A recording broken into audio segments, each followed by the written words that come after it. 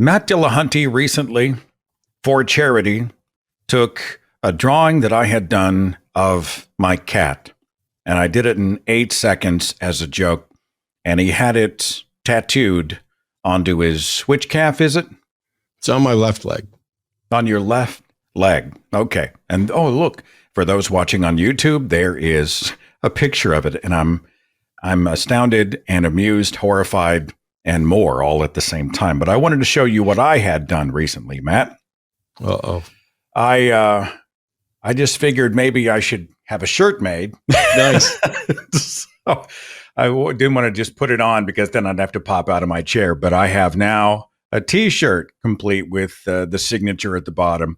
So apparently the legacy of Cat lives on. I don't know. There you go. How much money ended up being raised for recovering from religion? I can't remember. $68,000. $68,000, and a wonderful organization. For the three people who don't know who you are, Matt, I always like to start with my guest with an introduction. Who are you? Hi, I'm Matt Dillahunty, and for the last nearly 20 years, I've been hosting live call-in shows, having debates and discussions, disagreements, yelling, calmly responding to, name-calling, being patient, in all sorts of different ways, conversations about God. I'm also a magician, lecturer, gamer, and reptile breeder. It's not, I'm not important. I'm just doing important work, I think. You're very good at what you do. When I see you on the debate platform, be it online or whether it's on stage, you guys get into some, especially when you get into philosophy. I was talking to Dr. Robert Sapolsky earlier, and we went well off into, free will, et cetera. And I found myself with imposter syndrome. Why am I hosting a show? I don't deserve to be here. I'm of limited cognitive abilities because I just can't process so much of this. But, you get into a lot of that, a lot of philosophy and counter apologetics. Is that just from doing it so long? It is, but it was one of the primary interests, that I kind of had. But when I realized, hey, I don't have good reason to be a Christian, my studies into the Bible, because I was I was a Southern Baptist, I was going to be a preacher. And when I realized I didn't have good reason to be a Christian, then it was, okay, what kind of God might exist? Am I going to have to explore every other religion? And I joked that I started with Buddhism to find out if I would have multiple lifetimes to investigate this question, because I don't think you can do it in one. And then I realized that to kind of make the process efficient and useful, I needed to find out what kind of God might exist. And that required me to move out of studying independent religions and religious claims and dig more into philosophy and epistemology so that I could figure out what kind of God might exist and how we might go about proving it. And so that's how I got kind of deeper into philosophy. But I'm a self-taught dilettante. I'd love to sit down with Sapolsky someday and talk about this, because we may or may not agree on aspects of free will, and it's kind of a fun discussion. The part that cooks my noodle is, if it's all part of the processes, the machine of the brain, how do you put a rapist in prison for life? Right? That's, if he didn't choose it, but it's all nature, nurture, chemistry, the brain is doing what it's doing for a variety of reasons. I get the protections of society, but in terms of punishment, how do you punish wrongdoing? I think Sapolsky's take was punishment is perhaps an outdated concept, not to get too deep right off the bat. Do you have thoughts on that? Yeah, that's what I was going to say. First of all, it may be the case that sort of punishment is viable. I'm not convinced. I think that looking for punishment, it doesn't do anything. It doesn't bring anybody back. And it doesn't do anything to rehabilitate anyone. And so instead of looking for what's the justification for locking someone up, perhaps it's more about protecting others from the likelihood that this person is going to do this sort of thing again. But when it comes down to how do we hold this person responsible if there is no free will, that's easy. And that is, I have 2 cars in my driveway. If one of them breaks down, that's the one that I take to get fixed or take to the dump. It's not the other one. And so the car had no free will, no, agency with which to decide that it was going to decide to break down right now. Whether we have free will or not, we don't have any choice but to deal with things at the level of the agent for now. We may eventually have a good enough understanding of the brain and how to repair things so that if somebody, like the UT shooter, who begged to have his brain autopsied after he was dead, and of course they find a big tumor pressing on his brain. If the tumor is the sort of thing that's likely to cause someone to become a violent, mass murderer, and we can then operate and remove the tumor, what's left for that individual? Do we then still lock them up for the rest of their life because they are the agent who did it? Or do we recognize, the thing that was actually causing this is gone. And as awful as it is that, there's not going to be justice for the families of the people who've died necessarily.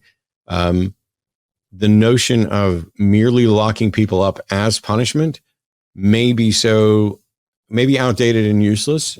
And instead, it may be better to look at it as we should do this. We need to do to protect other individuals. And then once somebody has, paid done their time, which may just mean having surgery so that you don't do it again. We're not there yet. There's a lot of difficult questions to answer, but I think we, at a minimum, have to say, if we're looking at imprisonment as a punishment, we need to rethink that, even if we're right. Even if prison as a punishment is the right thing to do, we need a better justification than this is what we've always done, and it helps people maybe feel a little better about the difficulties in the situation. I think public safety is probably where I start and end. I also came out of that, and you're in Texas, I'm in Oklahoma. This is death penalty country, and it's a very emotional issue, right?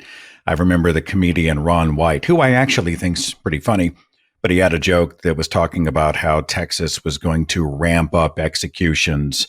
His line is, if you kill somebody in Texas, we will kill you back. And on the surface, I get it. Right? Once you have taken a life, have you forfeited your own?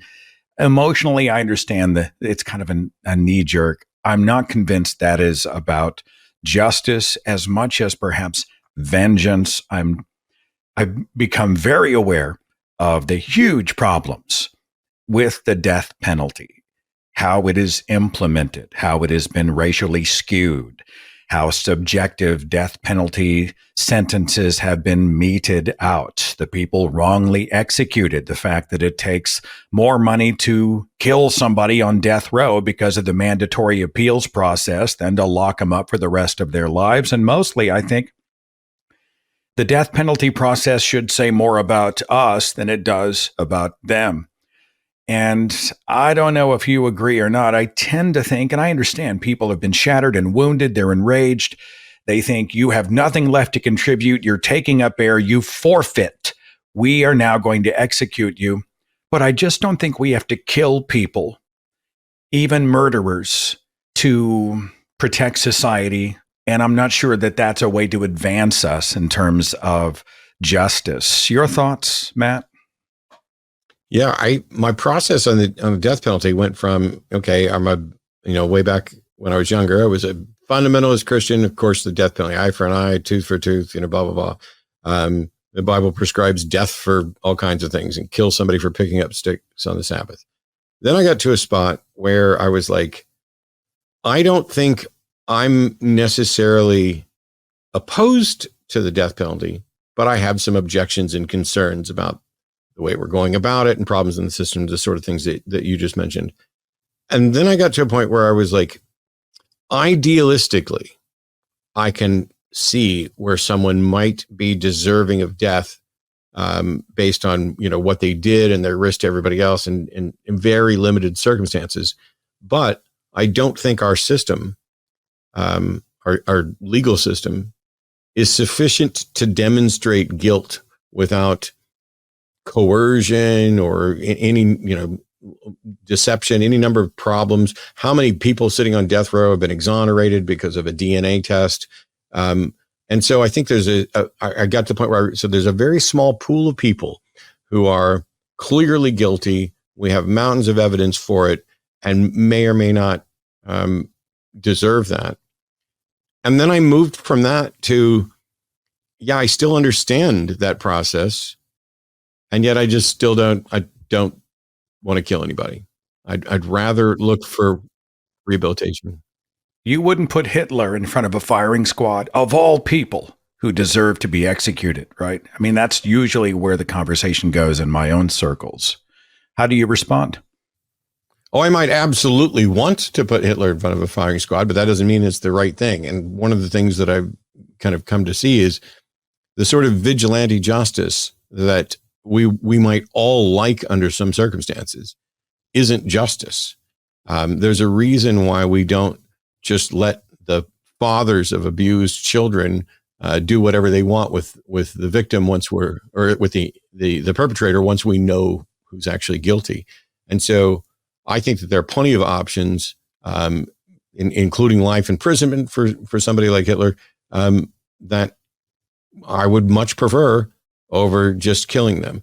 If we know for a fact that this individual is beyond any help, any redemption, any rehabilitation, and they're just going to waste away in prison, then okay, I guess you could do a cost benefit analysis and try and find out which one's, the least costful or has the least impact on society. Gotcha. I'm tracking. Yeah, I'm tracking.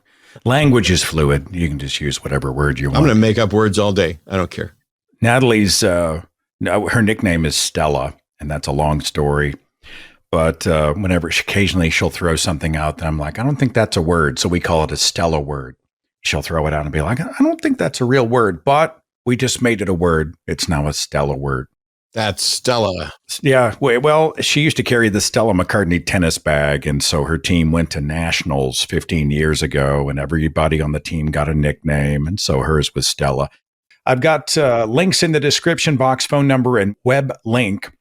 If you have a comment, question, you want to be part of a discussion. I don't have a whole lot planned, which is usually how we roll when Matt comes on, because you don't need a whole lot of prep for a guy that's been doing this for 20 years, and I've been at it for, I've lost count. I saw a tweet. Christians are the number one cause of atheism today. It was a believer, one of these sort of progressive pastor types, and he was lamenting online that because Christians haven't been Christianing correctly the way Christ would want them to Christian, that they are essentially pushing people out of the faith.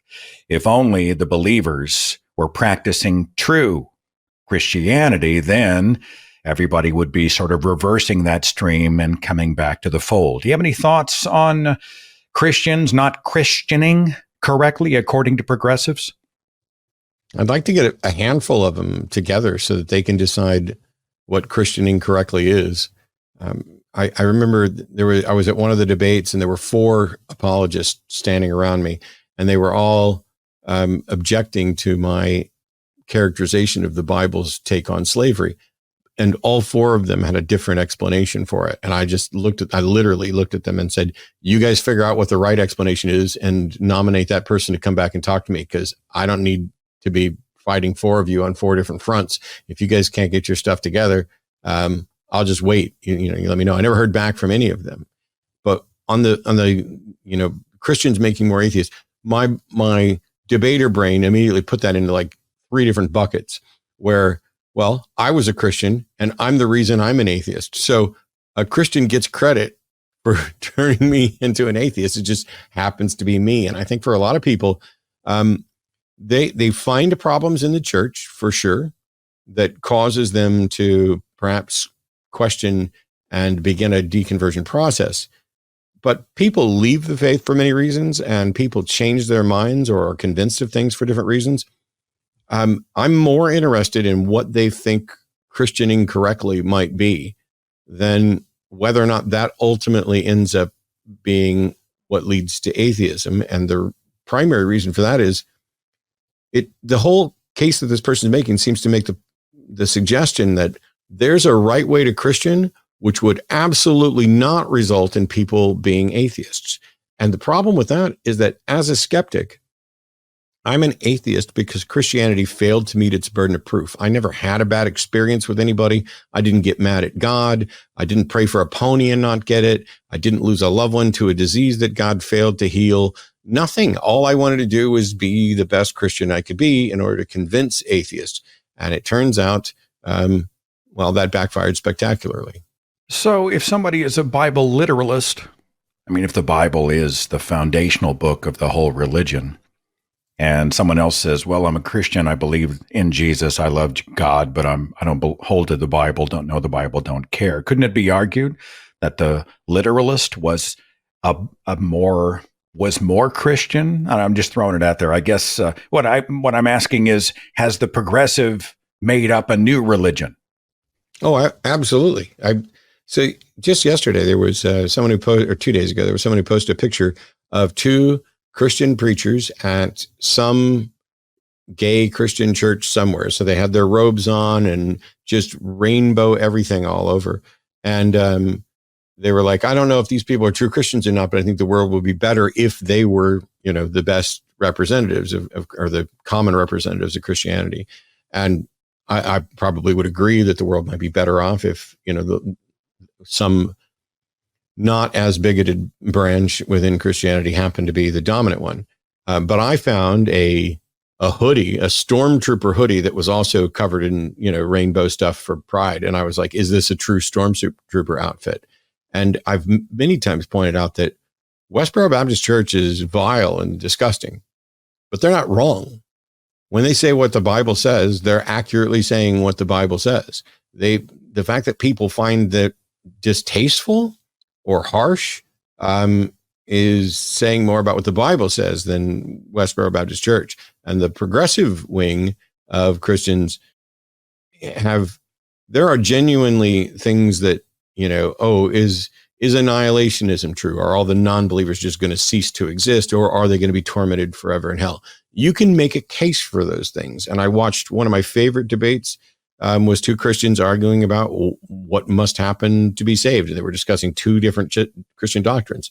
All those things are up for grabs.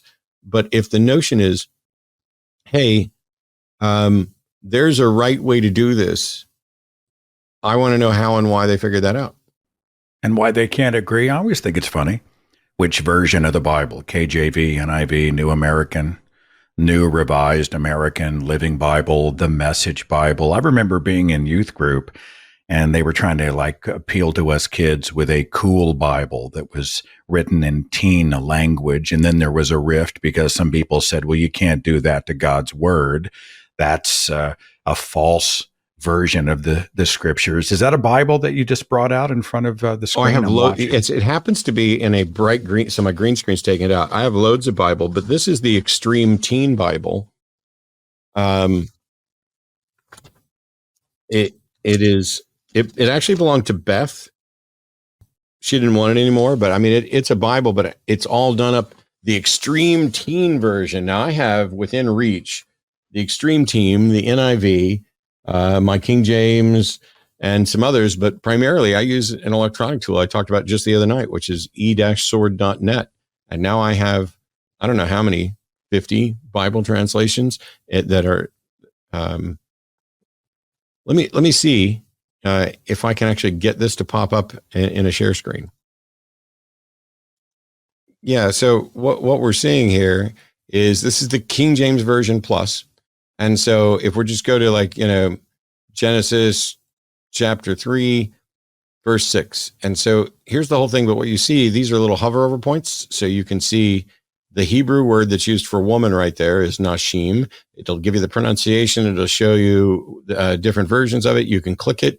You can also search to find out there are 780 King James occurrences of this.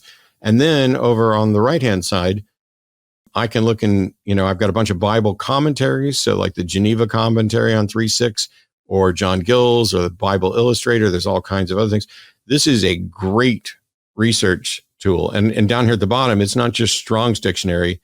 There's the King James Concordance, which will show what the occurrences are. You can use this. It's an amazing tool. And I'm sure it probably irritates the author how much time I spend using it, but I was trying to use it to basically as a tool, as it was meant to be, to make me a better preacher, and get a better understanding of the Bible. And now it's being used to completely demolish people, as on yesterday's show, who show up and dishonestly misrepresent what the Bible actually says. I can check. So is that a website or a downloadable program? What was it called and where do we find it? It's e-sword.net is where you can go to download it. It's just a Windows application, and you can install a bunch of Bibles. There are some you can pay for because some of the Bibles, like the NIV, are copyrighted. So you can't just get the NIV without paying for it. So I don't have the NIV there, which is why I keep one next to me on the desk. I read, or narrated rather, my 13th audiobook that I've participated in with Dr. David Madison. He has a book called Guessing About God. I think it was in that book he was talking about the Red Letter Bible. And I grew up with this. And for those who don't know what the Red Letter Bible is, I had a pocket New Testament with my name engraved on it, which was a big deal. Because when you bought the Bible, you'd take it to the front of the store and then they would put your name on it. There was something very special about it. But the Red Letter Bible had the alleged, supposed, there's one. I have two of them. This is the one that was given to me when I was a baby by the preacher. The idea is whatever Jesus said, any of his actual words are printed in red. And I remember as a believer, I was like, oh, well, Jesus said those. Just because it was highlighted in that way, I thought, oh, well, of course Jesus said that. I never once stopped to question, well, wait a minute. How do I know he said it? Who decided he said it? Who reported that he said it? The fact that it was there and it was in red was all I needed to be impressed. I'm a little bit embarrassed by that. I don't know. Did you hold any credence? Did you give any extra credence, rather, to the Red Letter Bible? Oh, absolutely. This one, this blue one, this was basically given to me April 1969, so the month after I was born, by Brother Moody. And so Pastor Moody family, it's almost never been touched. It's literally still in the box that they presented it to me. It's not a red letter edition though. And since you're asking about, me and Red Letter Bibles, I'm actually working. I did the Sermon on the Mount. I did a series of videos going through the Sermon on the Mount, pointing out the various problems with it. But what I've decided I'm going to do is, except for the Sermon on the Mount, which I've already done, I'm going to go through everything that is red letter in the Bible and do a video series on there. Just the words of Jesus to show, because even some prominent atheists have said, I find the words of Jesus good and comforting, and we're not against everything in the Bible. And I'm like, well, I'm not against everything in the Bible, but whether or not something was red letter, first of all, I have no reason to think that Jesus actually said it. But even if he did, let me just assess those, because there's a lot of things in red letters that are problematic at best. The Sermon on the Mount is, and I already did videos on that, kind of a hot Reminds mess. me of Life of Brian. How did all of those thousands of people manage to hear the words that are coming out of Jesus's mouth? He had no form of amplification. So I always picture people on not even in the periphery, but 110 feet away from the focal point, going, what, honey, what did he say? I didn't get it, and everybody misinterpreting. Life of Brian's a classic. I was taught it was blasphemous. When I was growing up, people were boycotting Monty Python's Life of Brian. The people who hadn't seen it were critiquing specific plot points. We saw some of this with Scorsese's Last Temptation of Christ. People were out front saying, this is in the film and it's satanic. And I was like, well, have you seen the movie? No, we haven't actually seen the movie, but we know it's evil. You a Python fan, Matt?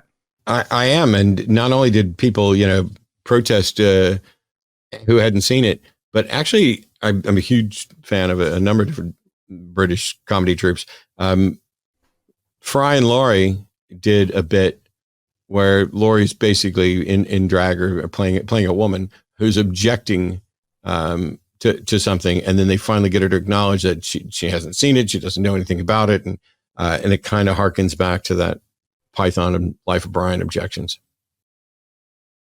I was making the mistake of browsing Jordan Peterson's page I don't know why I subject myself to that. I don't But he either. was talking once again about those atheists.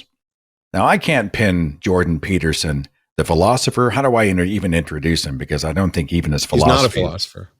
He calls himself one. I can't recall what his degree is in. Oh, okay. I'm Pope. He's a psychologist. He's a psychologist. He doesn't know crap about philosophy. And we proved that when the two of us sat down. You guys did do a debate, which is where I'm going. But he was talking about those atheists. And he said to be an atheist is like doing an illegal chess move. You and I apparently are breaking the laws of space-time, physics, reality by saying we do not believe in a God. What do you think the best argument for atheism is? I don't think there is a good argument for atheism. I think it's based on a fundamental misunderstanding about the nature of the world. So it's just, it's what would you say? It's an illegal chess move. Okay. It's based on the wrong. This might just show that I don't understand you, but we'll get to it if I don't. The best argument for atheism. What's the best materialistic? Of the worst arguments Materialistic determinism is the best argument for atheism. But isn't that a philosophical sort of assumption or axiom? That's a problem. Yeah. Like for me, I think it would be if this, and let's just choose the Christian God, if he exists and wants me to know him and save me, wouldn't he make it easier? Why does he make it so difficult? Why does he seem to hide? And because you have something to do. I don't think he's suggesting, if I had to guess, I wouldn't think that he's suggesting that you and I are violating the laws of space-time so much as he often seems to have this God concept that isn't about a literal being or a literal agent, but is about this strong metaphor that everybody appeals to. You know, you all have some God. Your God is your own intellect, your own mind. Your God is science. Your God is this. And so by us pretending, from his view, that we don't have a God, perhaps he's looking at that as, that's breaking the rules. I don't have a God that I know of. I don't worship my mind or science or anything like that. So it's very difficult when somebody comes along and says, oh, what you're doing is essentially like philosophically illegal. And yet he's the one who demonstrated he has no good understanding of the burden of proof, of skepticism, of when we should actually believe something, and that he'll buy into any sort of pseudoscience claptrap that comes along. His daughter, who has no expertise in nutrition, convinced him and his wife to stop eating anything other than meat. And so when we went out for dinner before that event, they both ordered a steak cooked on a clean grill with that's it. That was the only thing on the plate. No vegetables, nothing else could be cooked with it. I think he allowed a little bit of salt. And, anybody that's taken any nutrition course will tell you that if that becomes your only food source, just meat, you're going to die sooner than you probably would have otherwise. And this is the same guy who tried to beat his addiction by going for an experimental treatment and ending up in a coma. It is bizarre to me that someone is rewarded for gullibility, for promoting gullibility, rewarded for an intellectual paucity and an inability to understand skepticism, to argue reasonably or honestly, and ends up, making enough money to where any threat that they were afraid of potentially losing their job or anything else, it allows them to run around and keep spewing nonsense. I am every day, and not just with Jordan Peterson, stunned at the world that I find myself in, where there are flat earthers and anti-vaxxers, and where we may be electing Trump a second time, where we've taken a lot of steps backward on injustice. 49% of people think that the economy is on the decline when it's not. 49% of people thought that the unemployment was at a 50-year high when it's at a 50-year low. I mean, how is it that fully, we're almost exactly evenly divided on any number of political subjects. How is it that half the people sincerely believe something which is demonstrably false, and not just believe that, but believe the opposite? We're at a 50-year low for unemployment rate, and near 49% of people polled think we're at a 50-year high for unemployment rate. I don't understand how we can continue to function like that. There are people who are voting out there based on what they think reality is, when reality is the exact opposite.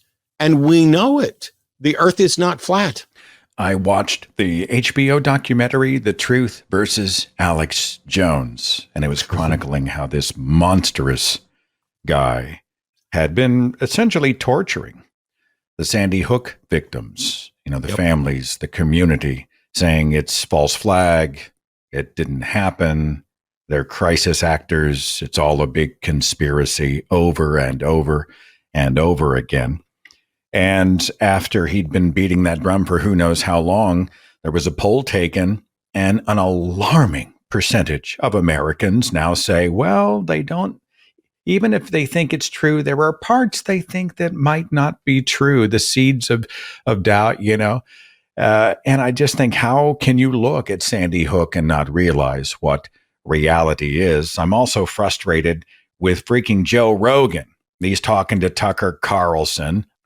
They were talking about Alex Jones and what a laudable revolutionary act, a free speech act it was. And I have to say, your willingness to platform or to have a conversation with Alex Jones, I think, was a revolutionary act, actually. Not that everything Alex Jones says is right. It's not. Not everything I say is right or anyone says is right. But Alex Jones is an interesting person. And even if he's not interesting, he has been walled off from the rest of us through name calling. And your willingness to be like, no, actually, we're just going to listen to Alex Jones and you can decide for yourself. Well, Alex has been my friend for more than 20 years. Well, exactly. Regardless of what he said that's incorrect, clearly the Sandy Hook thing was incorrect. Alex, I know Alex personally, so I know what he was going through. And, everybody wants to talk about mental health, and they want to praise people for being honest about their mental health issues and support them on their mental health journey to wellness. Alex has gone through some real issues. And one of the reasons why he's gone through some issues is because that guy is uncovering real shit that's terrifying every fucking day. I get asked on a regular basis, and I've never been invited to be on Rogan's show, but people regularly tell me I should go on. And I was like, even if he asked, I would say no. Rogan is another person who I can't understand their popularity, other than, people like weed. All he does is have on controversial. He has some decent guests on. I'm not going to say every guest is this way, because I know some scientists have gone on and he tries to do this, but Rogan is a clueless buffoon who doesn't know or understand anything. And so he doesn't know enough to push back on the guests that he has. He's basically sitting there. Hey, let me be the guy that's, we're going to smoke a bowl and I'm going to ask you questions. I'm going to ask the questions that I think the audience wants. And he's genuinely asking the questions that his listeners want to hear, which is, tell me about this conspiracy or this thing here or whatever else. There's nothing there that is an honest and reliable pathway to understanding the truth of reality. It is, let's have a conversation where you can present whatever bizarre idea you have. The host is not knowledgeable and is not going to push back on you. Almost nobody else there is truly knowledgeable and going to push back. On occasion, I know some of his crew will say, no, that's not true, because they're kind of trying to fact check some stuff. And yet this is the most popular podcast on the planet. Someone who does not have again, no good understanding of skepticism, no good understanding of critical thinking, of epistemology, no good understanding of how we should determine what we should or shouldn't believe. Joe was a moon landing denier. And I remember Phil Plait, when I think went on the show, maybe I don't ever watch, but either Phil Plait went on or they had a discussion or something. I have this gigantic coffee book, a coffee table book, and it's all, a NASA book, and it's beautiful pictures of the moon and all these different photographs. Well, when I look at some of them, they look obviously fake. They look cut and cropped. And I'm not saying I know they are. I'm not saying I have any special information, but I'm an open-minded person, and when I look at it, I say, look, I know I sound like a retard. I know I sound like a crackpot. I know saying that, the earth is hollow, there's dinosaurs inside of it, I'm sure. It's very similar to saying I don't think people landed on the moon. But you know what? I don't think people landed on the moon. And I think Joe changed his position on that based on that discussion, which is a good thing. But when I don't understand. So no, one of my best friends is Forrest Valkai. Forrest has tons of followers on Instagram. And yet people outside of that, or maybe Instagram, TikTok, people outside that still don't know who he is. Forrest could go on Rogan and demolish any of the anti-science stuff that Rogan's had on. And there's nobody more excited about that. So all those people who are like, Matt, you should go on Rogan. No. See if you can get Rogan to have Forrest on, because the guy needs to be schooled. Wow, sorry about that. That's all right. You're a sought after guest, probably another show. Hey, Matt, you busy? That kind of it's a message about reptiles. I saw it as well. It's like when RFK Jr., who is just this wackadoodle nutbar conspiracy theorist, anti-vaxxer, he goes on Rogan, and Rogan does the same thing. Interesting. And just totally allows it unchecked. Then virologist Dr. Peter Hotez goes online to talk about how crazy it is. And then Rogan and Elon Musk and others start baiting Dr. Hotez. Well, come on, it's mano a mano. Let's have it. I'll donate to charity. Let's have it out. And I remember Hotez saying, this is not an adult forum to have scientific discussions. And I tend to agree. Would you have supported Hotez going on for a little back and forth? I don't want anybody to go on Rogan. I mean, I suggested Forrest just as a practical thing because I know it's not going to stop. Look, Matt, if he'd never want me, but if somebody said, hey, Seth, would you sit in a room with him? I think I'd be like, all right, under this condition that I get to say whatever I want. And I will challenge him, nonstop. Essentially, my first thing that I would be was, you are being irresponsible with one of the biggest podcast platforms in the world. And here's why: you make me crazy.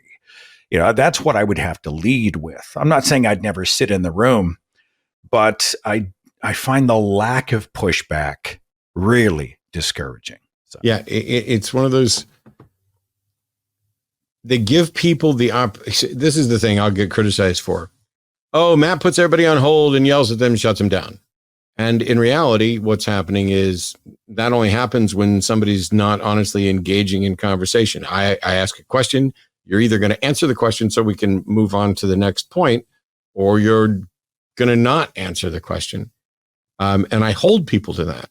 And I've stood up against people with amazing, huge platforms. I remember this will sound braggy, but I remember the first time Neil deGrasse Tyson and I met, and I apologized to him because I'd called him a douche on my show, and he's like, "Why did you do that?"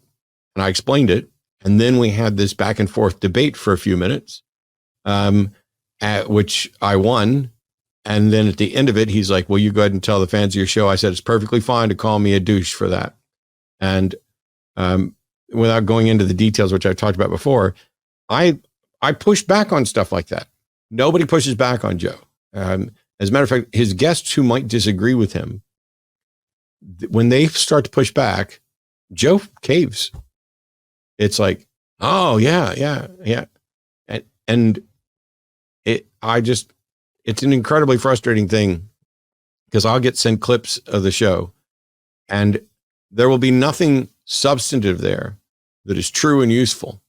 And as the world falls apart and fully half of us are wrong about seemingly everything, from whether or not we're at a 50-year high or a 50-year low on unemployment, on unemployment, whether or not climate change is an issue, whether or not it's human generated, whether or not there's anything we can or can't do about it. We all want a better world, but and even if we could agree on what a better world looked like, we can't agree on how to get there. And why isn't an actual podcast that teaches people something and makes the world better the number one podcast on the planet? I'm not saying it should be mine or yours, but why isn't that the case? Why is it something? I don't know. I'm not going to be able to say anything nice with that. No, I'm tracking. Before I go to the phones quickly, let me throw this word out and see where you land. I tend to resist this idea that someone tells me you can or cannot have someone on your show, which is why I say if Rogan called under the right circumstances, I'm not saying I would refuse, but I would go on guns blazing, so to speak. How do you approach the word platforming? Are there standards that you have? Are there lines that you draw? Are there people you will and will not speak to, deal with, because you just don't want to give them oxygen? Platforming. What are your thoughts? Yeah, no. If I'm the host of the show, I'm the one that decides who's going to be on. So if I decide I'm going to sit down face to face, eye to eye on camera with a neo-Nazi, all right, fine, have a seat. Let's have it out. Let's talk. Mano y mano. I reserve the right to do that. But there are some who would say, how dare you platform a white supremacist? How dare you give them any of your oxygen? If I have the bigger platform, then I think I'm the one that bears the responsibility. And so if I know that I can honestly address what a neo-Nazi's position is and represent it and refute it without ever having them on to say a word. So there's not much benefit to me to have a neo-Nazi on. There are other people where I may not fully understand what their position is or how they're trying to represent it. And if my goal is to either A, gain an understanding and let other people gain an understanding, or B, engage in the sort of debate that shuts down this terrible stuff, those are fine.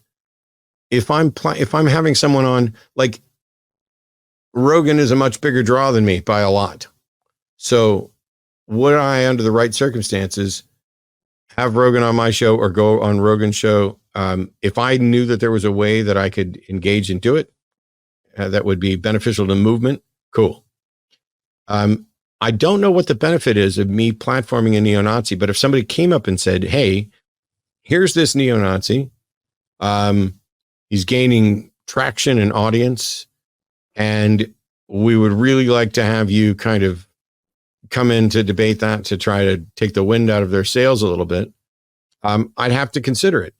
Now, if you can sit on stage with Dinesh D'Souza, you have, certainly enough patience. I'm not going out like, hey, I'd love to have Nazis on my show, but I've been talking a lot about.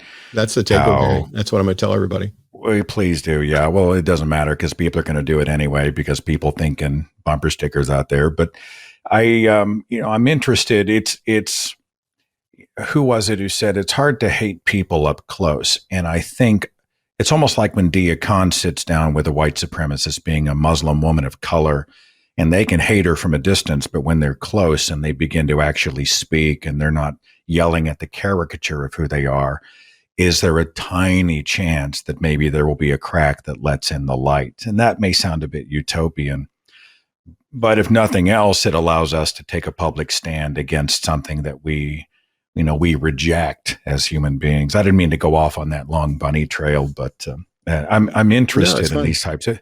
These are conversations that we have in the movement. Should you platform? Who should you speak to? Under what parameters? And I guess Rogan and everybody else ties into that. I'm going to see if I can get the switchboard to work. I always struggle on the first call, Matt. I've got Kat at 813. All right, talk to me, Kat. What's on your mind? Man, I am just so excited to be able to talk with you both live. I listen to you guys all the time. First of all, I just want to say that T-shirt rocks because obviously my name's Kat, so I collect all things cat. So if there's any way to get one of those shirts, I would totally be on that. because it's really cool. And then just secondly, and really more importantly, is I just want to thank you both for everything that you guys give. Matt, you mentioned earlier how sometimes people have a little bit of a problem. They call in, they get upset with you, this or that. I have listened to you. I've been in the deconstruction for a couple of years.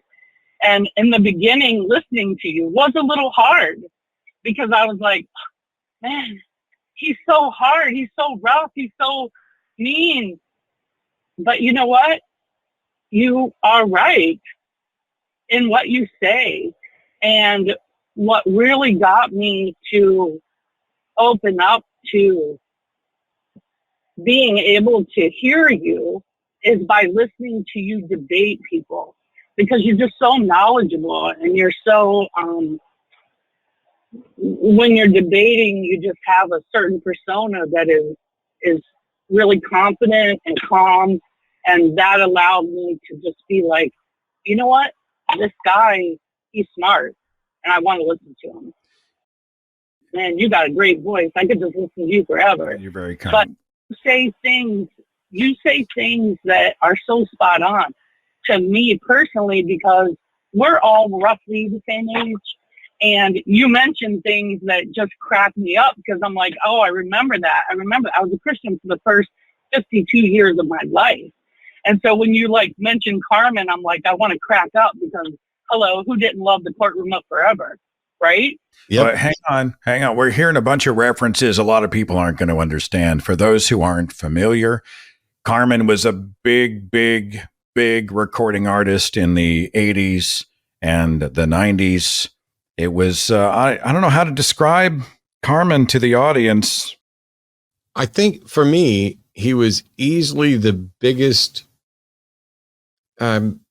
Christian pop performer experience, because when you went to the show or had him in the church, there was fog machines and light and spectacle, and it was put together. It was a little bit more theatrical. I was a huge Petra fan because those guys genuinely, like, they're just great musicians who knew how to write great songs and you know, played their instruments. Carmen was a lot more theatrical, and so it was always Pentecostal churches I went to see him. I just again wanted to say thank you for everything that you guys put out there. You've definitely contributed to my deeper understanding and growing. I want to say growing in the word, isn't that funny? But growing in myself and learning about it. So that's it. You guys keep up the great work. You're very kind, Kat. Thank you so much for calling. Carmen was known for story songs, and you want to talk about corny, but they were big to us in Christian music circles.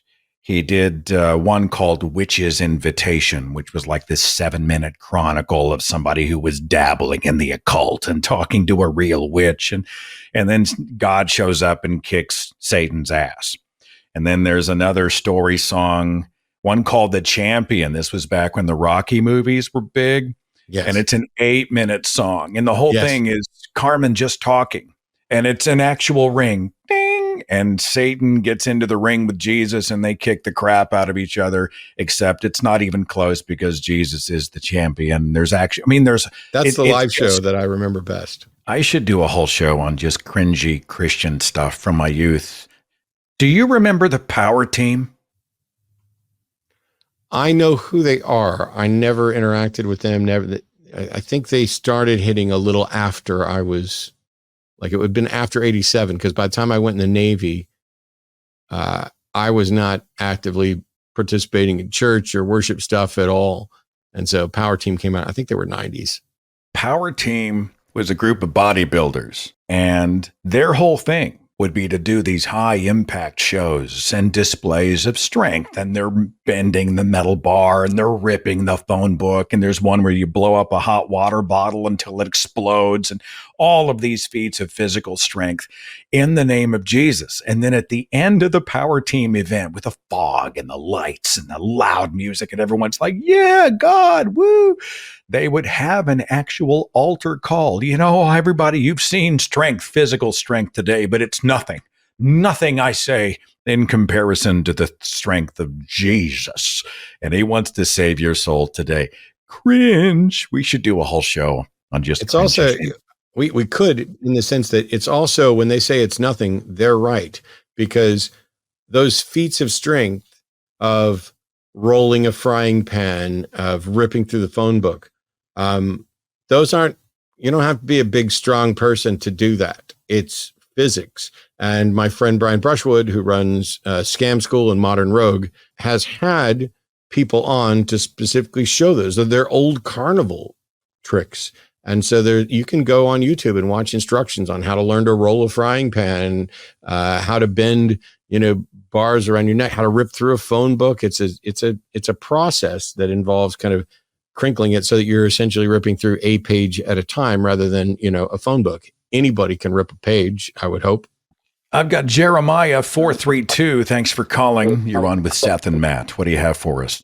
Hi. I was just calling about internet hate comments. So for a little bit of context, I actually had the pleasure of meeting Matt in person when he was in Dallas for NARBC. I was the idiot eating hot wings with Aaron Raw, if you remember. I do. And I know that you just called Takis a little while ago because I was listening to that before Seth and I went live. So having met Matt in person, I was just going to say, I've made the mistake of going into the line comments recently, and I saw some really hateful, vile stuff directed at him. And I was just wondering, how do you deal with that? And I'm sure you've seen it as well, Seth. I'm sure you've had some hateful stuff directed at you as well. No one ever says anything bad about me. I don't know what Matt's problem is. I'm just saying. I'm immune, really. No, go ahead. What are your thoughts, brother? I genuinely don't know what he's talking about because I don't read the comments. I get enough hate directed at me in places where I'm likely to see it, either on a Facebook mode. I read comments on my own personal channel sometimes and will reply to some of them. I don't read any of the comments on the line unless they happen to come across live. If a live comment comes, and the moderators tend to take care of that. So I genuinely don't know what's been said about me. And part of the reason for that is I don't care. If somebody wants to come in and be like, the latest one is because of Arden, it's you're gay, homie. It's Matt's gay, Matt's married to a man, Matt's gay. It's nonstop. And they think that it bothers me, but it doesn't. Because not only did we take the you're gay homie thing and turn it into a little slogan, and then we sold t-shirts and other stuff. So they made, keep coming at me because you make me a couple dollars every time you come up with a new thing that's, terrible. But I've said this probably 20 times, so it's repetitive now. I'm an out, open, public atheist in a relationship with a public trans woman. Does anybody think that if I was gay, I would have some problem saying so? I don't understand the dunk that they're trying to do. So to them, gay is an insult, which really reveals a lot about them. By the way, if you come after Arden, you come after all of us. That's a fact. It's on. But I'll browse the comments when something first releases, out of curiosity, just to see what the temperature of the response is, to make sure that there's not a factual error. I do that on mine. Factually not true, they'll find it in 8 seconds. And then I'm like, crap, I got to go fix it. But, I think comment sections have some utility, but they are also in many ways where discourse goes to die.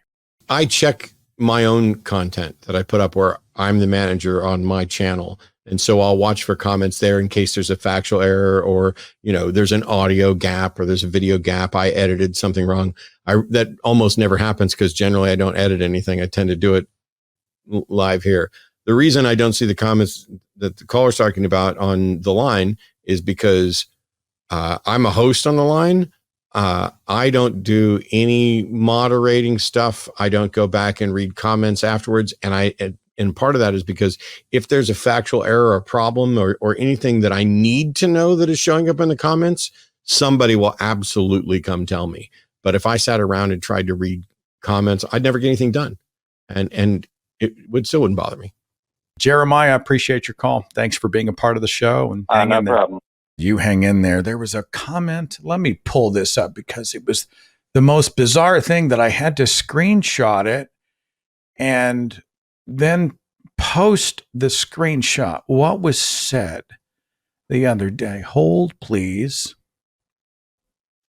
Oh, well, there was someone who said, you have a pathetic podcast, boring to watch, nothing but crying and bitching. This will be the only and last time clicking on this site. Democrats. I thought that was interesting. Someone else said from the line that I seem to feel uncomfortable in the host chair. Was I nervous? But there was another one that just blew my mind, and it's worth taking a second to locate it. Hang on just a second. Oh, someone said, if I were a theist, Seth's logic voice would soon have my God panties down around my ankles. I don't even know what to do with that. That's outstanding. And assuming they're just being entirely metaphorical, I get it. I've got, looks like 802. Jason, can you hear me? Yes. The topic you guys are kind of discussing about, like, who do we give our engagements to, or, like, who we choose to interact. This week, the whole issue with the football kicker has been going on, and I thought it was kind of interesting that it kind of lets you see who's who when issues like this come up. It was talk like, how do we decide like when to engage these people, and then when it's just like boosting the algorithm on this subject that I need to give some context really here, if I may. He's talking about Harrison Butker. I don't follow football, so I'm hoping I get the names right. Kicker for the Kansas City Chiefs, who gave a May 11th commencement speech at Benedictine College in Atchison, Texas. I don't know why they had him come in, but he was advising these college graduates, and he said that most women receiving their degrees were probably more excited about getting married and having kids, and that some Catholic leaders were pushing, quote, dangerous gender ideologies onto the youth of America. He also went after Pride Month and the LGBT community. And he got roasted, rightly, by people saying, what the hell's wrong with you? And then, of course, people said that he is now being canceled, which is stupid because I think he's saying as much as he has ever said. Matt, did you want to weigh in? Yeah, this is easy. So Harrison was invited to speak because he's a conservative Catholic, and he was speaking at a conservative Catholic university. Nothing he said should be surprising to anyone. Not all Catholics, hashtag not all Catholics, are going to agree with him, but a good chunk of conservative Catholics are, which is why he got a massive round of applause, and why his jersey was the second hottest selling jersey after he gave that lecture, second to Travis Kelce. What he said shouldn't surprise anyone, but recently someone tried to characterize it as if, hey, he was just saying, my wife enjoys being a homemaker. Well, that's not what he was saying. He specifically talked about he referenced diabolical lies, did not say what they were, but the implication was that all these women who've gone out and gotten their degrees there are victims of diabolical lies, and some of them might be looking more forward to being a wife, mother, homemaker, and his wife enjoys that, and it's one of the most important jobs. It shouldn't surprise anybody that this was said, and it shouldn't surprise anybody that there was a backlash. Stuff like this has been said at probably every Catholic university commencement. It just happens that it was a public figure and it got some traction publicly. Harrison is just as wrong as all of the people who were applauding him and all the people who agreed with him there at the university. But he has every right to say it. He has not been canceled. He was not fined by the NFL, despite a nonsense clickbait article claiming that he was fined. There's nothing remotely bad that's going to happen. The primary reason to point this stuff out is to show the hypocrisy of the right, who want to be upset about Colin Kaepernick taking a knee, exercising his free speech, and they want him to shut up and kick, but they don't say the same thing to Harrison because they agree with him. And that's not surprising to me either, that the people who agree with him are going to play favorites and be hypocritical. I find it interesting, too, that there's a man, like white, cis male, telling women what and what won't make them the most fulfilled, which I think is just a monumental demonstration of privilege. And I'm also alarmed at so many of the progressive Christians who are going after this speech. They're on our side, meaning this is inappropriate. But their reasoning is, well, that's not true Christianity, which brings me full circle, right? Because Jesus loves women in the workplace. There was a series of Catholic nuns who came to the defense of women in the name of the Catholic Church. And they were, speaking out against this speech, going, Butker was absolutely incorrect. And I'm like, you are a nun in a Catholic church that forbids you to have any position of priestly leadership because you do not have a penis. I just don't understand this disconnect. Did you have any other further comments or questions for us, Jason? No, I mean, that's spot on. That was my thoughts exactly. And I've, pretty much that's been my engagement with that particular subject. But, thanks for the insight. I appreciate you. Hang in there. We'll see you later. Right, I just did a true story about Judith Love Cohen, who back in the 1940s was a math whiz teenage girl in high school, goes to a guidance counselor and says, okay, I'd like to do something meaningful with my life. I'm thinking I'd like to go to college and pursue mathematics. And the counselor said, why don't you be part of polite society, go to a finishing school, and then get married and have a whole bunch of kids, right? Because that's what women do. And Judith Cohen said, screw you. And she went and got a master's in engineering, worked for NASA, and developed the software that helped to rescue the Apollo 13 astronauts. And that became her legacy. But whenever I hear this kicker talking about women, I'm like, he sounds like the guidance counselor back in the 1940s. Anything else on that, Matt? I made a funny joke, which I'll just give myself full credit for. I made a funny joke. So Kristen, my ex, who is the meme queen of the atheist movement, as you're well aware, she had posted that that Harrison's mom was a physicist, and she's like, make it make sense. How can the son of a woman who's a physicist have these views? And I replied, and I'll preface this by saying everybody understood I was joking, but I replied with a comment that essentially said, and if she'd have kept her ass in the kitchen, he wouldn't have turned out this way. Somebody's going to soundbite that. Yeah. Yes. I'm reminded of that Emerson quote, though, because, the Butker fans are like, he's being canceled. I saw Jon Stewart at The Daily Show did a montage of Fox News hosts talking about how they weren't being allowed to say all the things that they were constantly saying. Yep. To me, cancel culture is largely just such bullshit. I mean, I'm not saying there aren't exceptions. But I'm reminded of that Ralph Waldo Emerson quote where he said, let me never fall into the vulgar mistake of dreaming that I am persecuted whenever I am contradicted. And I think that's what's going on. It's not that they're persecuted. We're just simply saying that's bullshit. You're wrong. I reject it. And they're crying foul.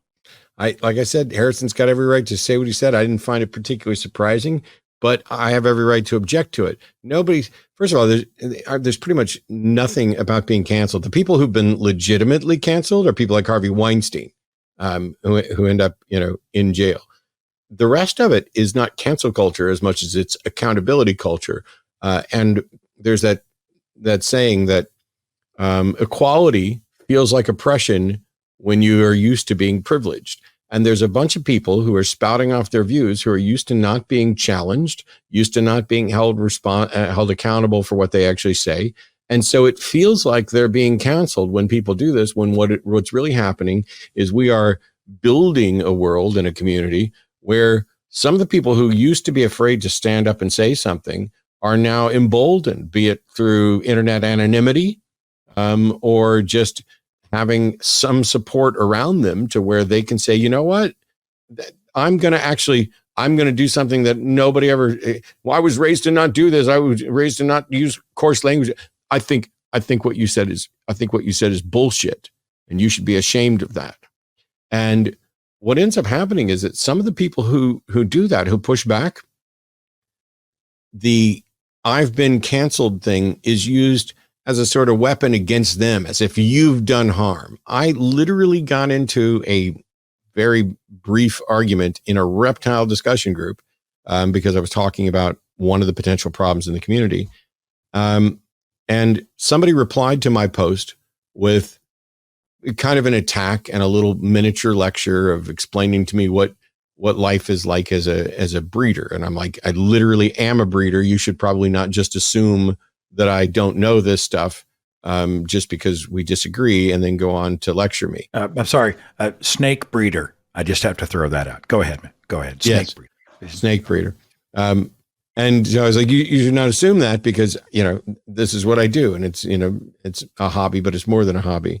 And my response to their mild attack, I didn't accuse them of attacking me. It's just like, if you're going to come at me, I basically said, if you're going to care more about lecturing me when you don't know anything about me than you are about fixing the problem, I'm probably not the guy you want to come at.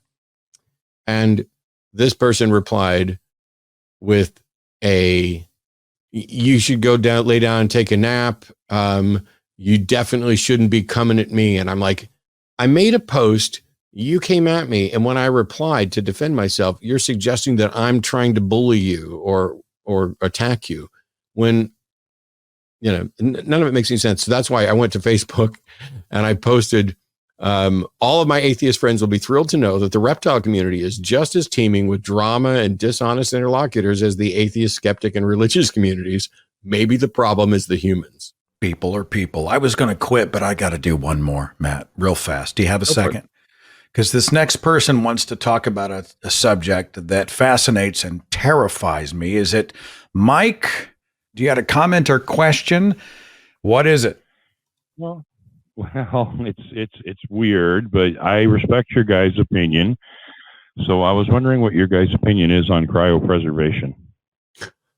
I have been reading, God, where was it? About these people who have more money than God. And when they die, they have like their heads preserved so that maybe one day when the technology exists, they can have their brains transplanted into the body of a 18-year-old and start all over again. You don't, not to interject, but you don't need more money than God. It's about $25,000 to preserve your head and about $200,000 to preserve your body. Oh, really? Oh, wow. Let me get right on that. So I could freeze my head for, a car loan on a new vehicle. That kind of money? Is that what you're saying? Absolutely. $25,000. But isn't it true that when they go and check on these guys who've had their heads frozen or whatever, that it turns out that everything's dissolved to gelatin anyway, and it's all just goop and it was money wasted? Yeah, people will argue that point, but the reason why I'm bringing it up is because whenever somebody talks about the future with cryopreservation, what they never take into account ever is super intelligence. I mean, we're 1.3 to 3% more intelligent than chimpanzees, and look at the difference that we've created. Try explaining to a chimpanzee what a laptop is and what the internet does. AIs are going to be far more than that intelligent than we are, and they're going to be able to discover amazing ways. And we have in our heads right now, in the human brain, we have a way to make it work, and that's through nanobots, trillions of nanobots, each one taking care of a cell individually. Okay. As it degrowth. So who's to say that the superintelligence won't actually figure out a way to? I personally believe everybody who's frozen in there will one day be reanimated for sure. Okay, hang on. Sure. Again, I want Matt to weigh in real fast, but I have a few thoughts. First of all, how do you even test this? Because now you're back to doing what the Russians were doing, and you're, sawing the heads off of dogs and trying to, that kind of horrible torture. Secondly, let's say that they sew your head on to another body and they're able to supposedly connect the spinal tissues, the cord, the nerve endings, the blood supplies, and it doesn't work. You are in unbelievable agony, and yet because you have been improperly constructed, you can't tell anybody. This is the kind of thing that, how do you even develop that technology? We have to take into consideration that if we're going to make a factor of superintelligence, we have to respect that's going to entail. They are not going to bring us back if it's going to be agony. Personally, I don't believe we're going to be biological, but in any event, except for our prefrontal cortex. I mean, the only part of you that's actually you is your prefrontal cortex. Your whole limbic system can go, and you would still be the same person you are. So I don't believe that it's going to be an issue of saving the body. It's going to be more an issue of how to connect the prefrontal cortex to the rest of the digital body. I know it sounds like science fiction. I see Matt laughing his head off here. It's ridiculous. Are you telling me that you don't fathom this as being a possibility? So anybody that wants to freeze their head, go for it. I have no objection to anybody doing it. What I have objection to are the people who take this and then say they've, as you said, they are supremely confident that all of these people would be revived. The mere fact that something is conceivable doesn't tell you whether or not it's possible. You don't have evidence that it's actually possible to do this for humans in the way. What if we're freezing people the wrong way? What if we're doing it, any number of things could be wrong. But you're like, oh, they're not going to bring you back in agony. You have no more evidence for that. And the first people who come back might end up being in agony. You have no more evidence for that than you have for anything else. And then you're like, oh, this sounds like science fiction. Yes, because right now it is science fiction. When it's science fact, I'll care about it. Until then, I'm all in favor of the transhumanists trying to go out and demonstrate that this is an actual possibility, an empirical possibility, not just a metaphysical possibility or a logical possibility.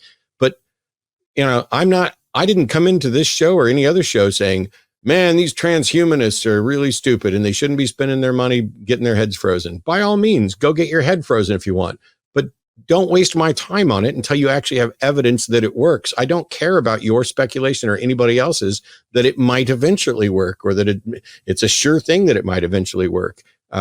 There simply isn't evidence to support that. All there is an optimistic hope.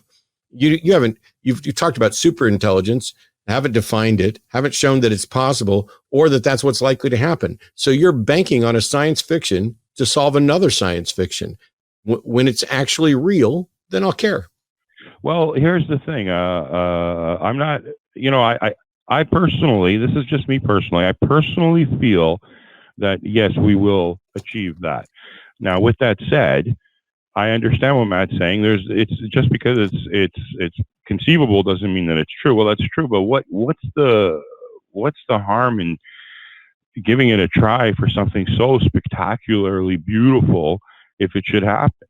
So first of all, you don't know that it's spectacularly beautiful, but also, when did I say there was harm in giving it a try? Didn't I literally just say that I'm all in favor of the transhumanists going out and exploring this and that I don't personally care until it goes out of the realm of science fiction? Why are you acting as if I'm poo-pooing a beautiful thing that just costs us nothing? It's a lie that it costs us nothing. However, I'm still in favor of you and everybody else. Why don't you freeze your head today? Well, I'll tell you, if I had a chronic illness like an unstoppable cancer or something, in Canada here, we have the right to die. I would pay the 25 grand and I would put myself down. Yes. When I bring up with people like Aaron Rod, your friend, he seems to be so vehemently opposed to it, saying this one life is good enough. But when you really think about it, death is not a good thing. Death is the loss of everything. It's the loss of your loved ones. It's the loss of rock and roll. It's the loss of sex. It's the loss of eating good food and wine.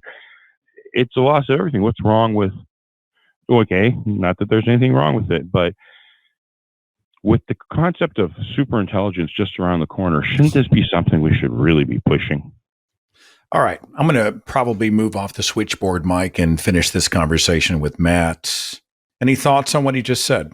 Well, I'm wondering why you would need to wait until you have a terminal illness to be willing to freeze your head. If you're so confident that they're going to actually achieve this and that everybody's going to be unfrozen, if you're supremely confident about this, wouldn't it be better to freeze you before you get an illness, when you're younger and healthier, and then they know what to do? Why would you need to wait till you're older or more ill? But you keep doing this with supreme or super intelligence right around the corner. Prove it. Here's the question that cooks my noodle. When I was a believer, I would have just laughed at you. Can our technology become conscious at some point? If we see the brain as a computer and it's simply processing information, and that constitutes consciousness at this level, then can the development of synthetic technology one day become conscious? And with AI in the fore, of course, these conversations are happening more and more often. Conscious machines? Matt? I don't know if it's possible. I don't see any reason why we should, by default, rule it out. It's going to be, it may be inevitable, depending on how we understand consciousness. I think that getting to AI or machine intelligence that is sufficient to count for many of the things that we tend to count consciousness for and things like that, I think that might be inevitable. But I'm saying that not in the sense of that should be a goal or we should work toward it. It seems that that's the direction the trend's going. We could hit a hard wall tomorrow that stops, the progress toward a certain thing. Just like the people who are like, oh, we're probably living in a simulation, but whatever simulation it is, you'd have to have more processing power than exists in the universe, which means we're in a bigger universe than we thought we were. And then you have all that. It's still the people with time travel. If time travel is possible, we'd already know about it type thing. There's going to be a problem somewhere. I don't know. He was saying something about somebody saying this one and only life we've got is good enough. I hope he wasn't saying that was what I said, because that's not what I've said. My take on life is its own reward, and this is the only life I know I'm going to get. If in fact we find a way to extend that life, I'd like to live just exactly as long as I'd actually like to live. Maybe not forever, maybe longer than normal. You want to double my lifespan? It's fine. But to say super intelligence is right around the corner and that's going to solve and fix all of our problems, that's garbage. I mean, that is an assertion that you simply can't back up, and no one should believe until such time as it has been backed up. But that doesn't mean that I'm saying that won't happen, that can't happen, you shouldn't work towards it. You should absolutely work towards it as long as the cost-benefit analysis works out to make that viable. I have no idea if it's possible or not. Work towards it if you want to. I didn't come in here and haven't been suggesting that anybody not do it. If I was in charge of where we spend our money, is that one area that I might put some money towards the transhumanist sorts of ideas about increasing lifespan? Sure, I would put some money towards that, perhaps. But that's not where it would go first. There are actual real problems that it won't matter if superintelligence happens day after tomorrow if we are unable to resolve climate change issues or anything else. Oh, wait, superintelligence will fix that too. It's like some people have decided that they've read so much science fiction and that because something can't be shown to be impossible, well, we're just right on the verge of a glorious world. And I'm as unimpressed with people that think that way as I am with Elon Musk. I think what frightens me, I mean, I'm interested and excited about AI and what it can do, but I'm also, it bugs me. It bothers me how fast we're moving. It bothers me that we are now training machines to become the creators instead of assisting the creators. And, you know, the technology goes out and just sort of plagiarizes other creations. And I know that there were some who say, well, you just sound like some Luddite who's stuck in olden days. You sound like your grandparents. But if I see someone who is a wonderful artist, and I'm thinking of several who are, they're painters, and this is their livelihood, and some program can go and sort of create, I don't know, even if it's not close to the quality, it becomes a replacement art. We've removed the human element, and that really bothers me. That's probably a whole other show, Matt. Final thought on that, AI? Doesn't bother me at all.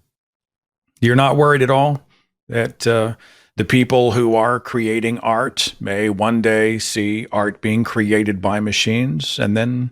We already see art created by machines.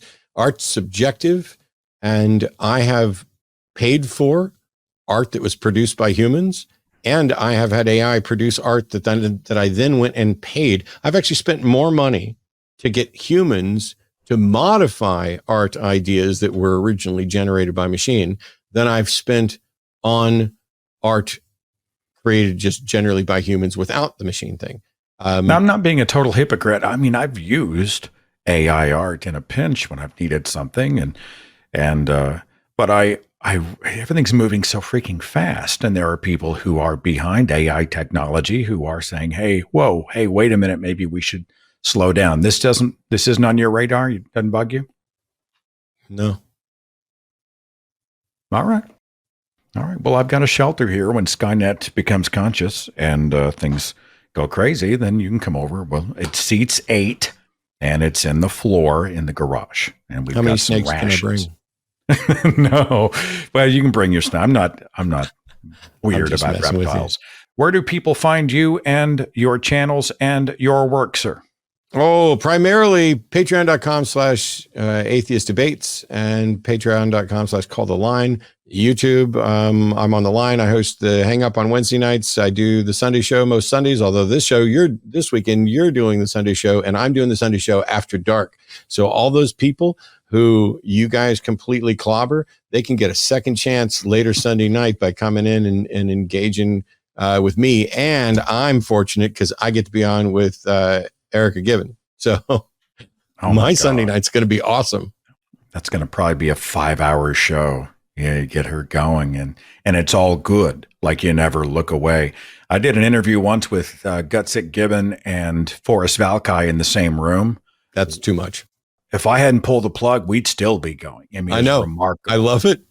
Remarkable. I love it to pieces. They're great. Matt, thanks for talking to me. Thanks for hanging out and taking calls with us, and be good, brother. My pleasure. Thank you.